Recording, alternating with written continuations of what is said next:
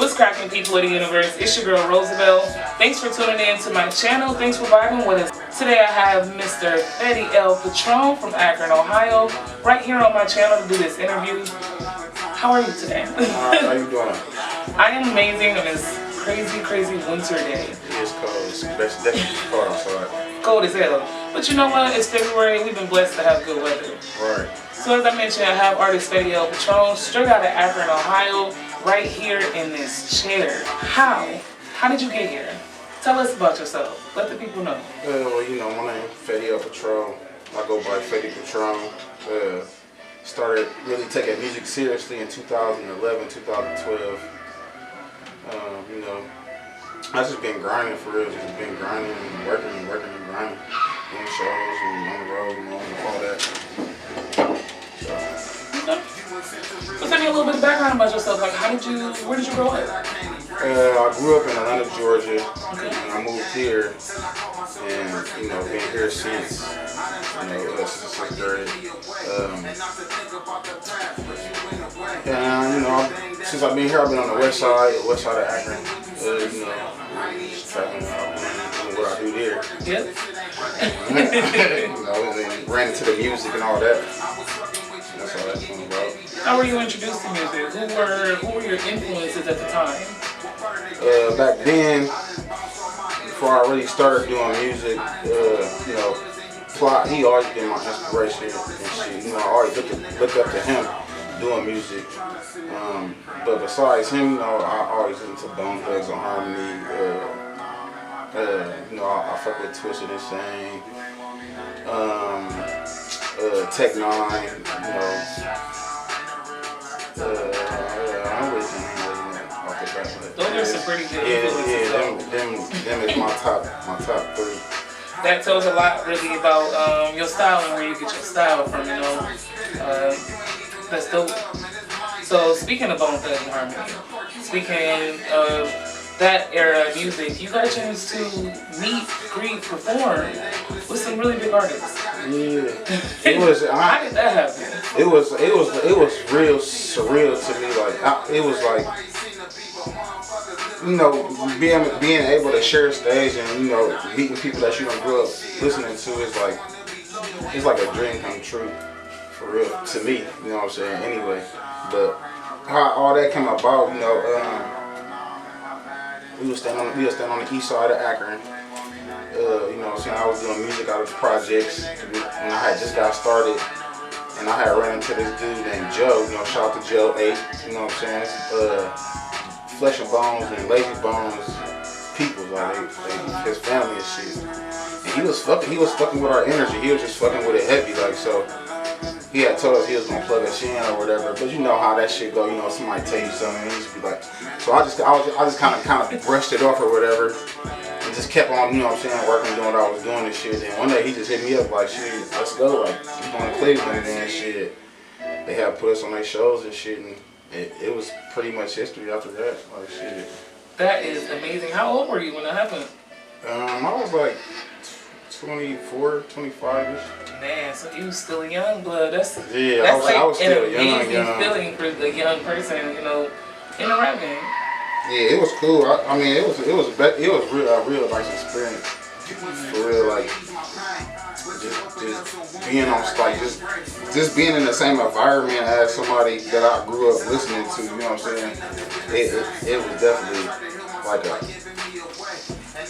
a wild feeling, like, you know what I'm saying? But I wasn't treating it like that. I was more so treating it like shit. Like, you know, if they was fucking with us, I was looking at myself like shit. I was a star too, so I was just making it like just as regular as I could. You know what I'm saying? Instead of just being like, you wasn't trying to like yeah, let's take this picture. Like, let's take these pictures. Let's take these pictures. Like, no, I was just like just real cool, just laid back with it, like. And they cool, real cool, like Lazy Bone and Flesh and Bone. I fuck with them. They like real cool, down to earth individuals. Like, they ain't like the uppity. They ain't like, snooty. Yeah, they ain't the uppity rap niggas. Like, you know what I'm saying? Yeah, they cool as hell. Definitely get that too. So the rap game from then to now, you know, what are your thoughts on the current state of rap, the current state of rap today? and how music has transformed from when you started, even before you started, up to now, you know. It's different. Yeah, it's a different like a motherfucker. It changed a lot, honestly. Like for me doing music for that long, you know what I'm saying? You gotta keep up with the wave, like you know what I'm saying? You keep yourself relevant. And it honestly, it definitely changed a lot since when I first started. Like when I first started, it was more so like everybody wasn't trying to ride a wave. Like everybody just had their own individual like sound. You know what I'm saying? Nowadays, everybody just sound like the next motherfucker rapper. You know what I'm saying? Like everybody sound like Detroit niggas. Everybody want to sound like Atlanta rappers. Everybody want to sound like, instead of just like taking it and procrastinating, you know what I'm saying, and building your own sound. You know what I'm saying? Everybody just want to hop on and sound like the next nigga rapper. So it's just like, Okay. That is definitely a huge change. How did that change? Did that change affect the way that you do music? no. Did it change? Like, did it have any influence on your style? Was there anything that you could pull from the new state of music to mix with your old state? How did that affect you? Yeah, I definitely pulled some from the new shit to my old shit. You like, if everybody who been following my music know, you know what I'm saying, I make turned up music. You know what I'm saying? Like I always made turned up music, like you know what I'm saying? That was my thing, like. But now, you know, I'm older and shit now, so it's like I'm more so putting my more feelings into it instead of like, you know what I'm saying, trying to. I want to make songs that motherfuckers can go back 5 years from now and still listen to and feel like, cause every, you know what I'm saying, and feel that shit like. Not so more like, alright, yeah, that's dope, alright, next. And then, you know, I want some shit that you can go back and like, yeah, this was back 5 years ago, this song, and it's still hot every time I turn it on. Like, you know what I'm saying? That's the type of music I want to make. Okay. So where do you see yourself? Where do you see yourself in the game? Right now, or in general? Right now, okay. For right now, where do you see yourself in the game? Right now, I see myself very, I'm trying to find a word for it. I don't know. I see myself like there. Like, you know what I'm saying? I see myself here. Like, I don't really see myself like really in the middle no more. Like I was seeing myself in the middle for a long time. I don't know, probably because of how people support other motherfuckers here. Yeah. And how they support you here. It's not, you know, it don't really give you no motivation to really like wanna. Like, you know what I'm saying, push it to the next level. Yeah, so it's like, I don't know, it's just like, I see myself just all the way here with it, like, not here. Like, so it's hard to try to put in words. Yeah. But it's more so a feeling with me. Like, you know what I'm saying? So it's like, I see myself here. What about in the next 5 years? Where do you see yourself in the game of music? I go. I see myself like, on my 5 years from now, I want to be like a legend in the making. You know what I'm saying? Yeah.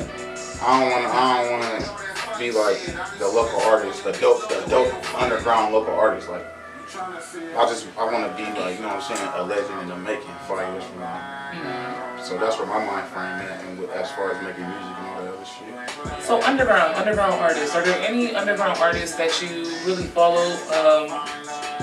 That you pull inspiration from with your music? Because right now you're an underground artist. Is there anybody that you follow or look up to, or who you study? I don't really study no underground artists. Like, I probably study how they move, as far as like, you know, I guess I mean under people who were underground. Because there are a lot of people who were underground artists before they became mainstream. Yeah. I always study Tech Nine. I study him like in and out kind of a little bit.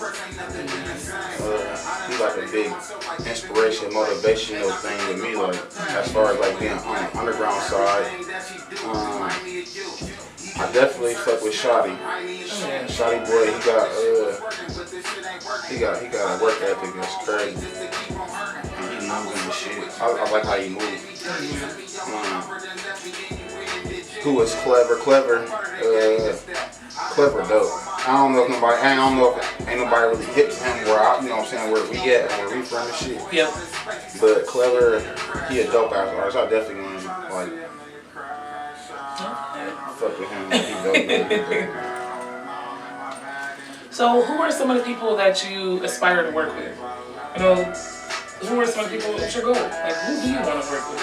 If you could work with any 3 people, no limit, you know, no limitations. If you could work with any 3 people, who would you work with?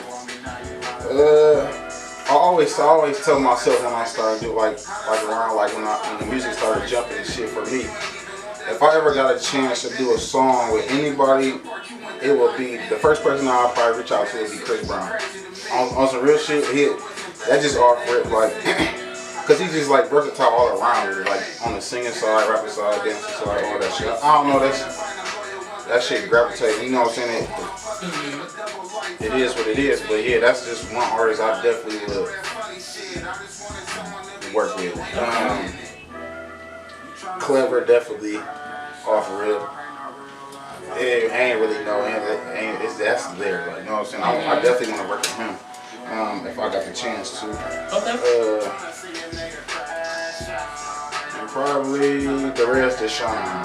Okay. The rest of Sean. Yeah, I noticed that's been like that seemed like it's been like a very heavy, valuable influence right now to you as well. Yeah, definitely have. That's good. Yeah, I fuck with the Rez. I fuck with his shit. Dope. Like his music comes from the heart. Like, you know what I'm saying? It's like everything he saw, I can feel it. You know what I'm saying? I feel like he's been through it and you know that type of shit. So. Okay. I like that. Okay. So, who are some of your favorite artists of this time? This time? Yep. Of this era. Clever, off rip. He'd be in my top 3. You know what I'm saying? My top 3 categories for real. Clever. Back to Derez and Sean.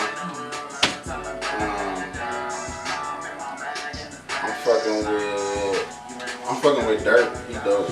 Okay. Yeah. Dirt. He dope. Chris Brown, he hard all the way around. Shit. Shotty.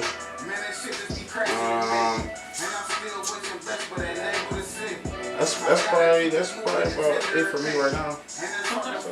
Those are all some very good artists.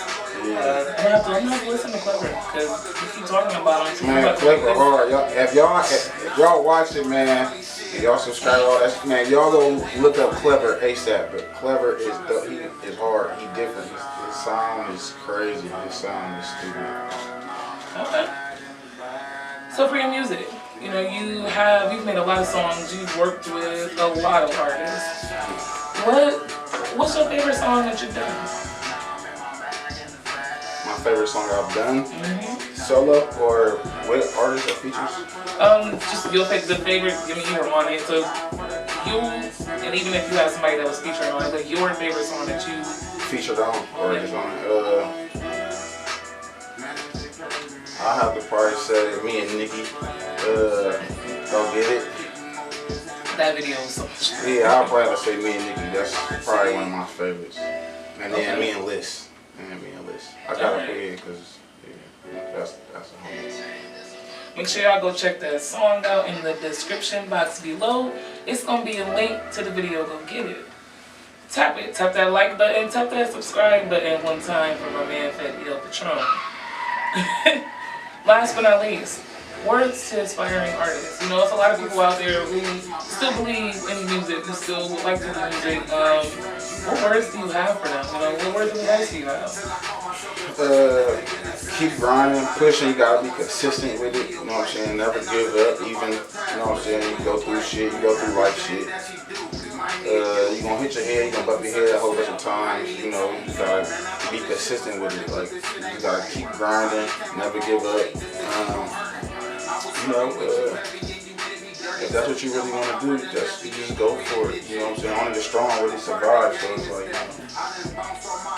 just never give up, man. Just keep being consistent in what you're doing. That's some good advice. I want to thank y'all, all the people out there, for watching this interview with Feddie El Patron. Please don't forget to subscribe to all his social media. Subscribe, like, comment, you know, double tap whatever platform you on. Make sure you hit him up. All his links will be down here in the description box below.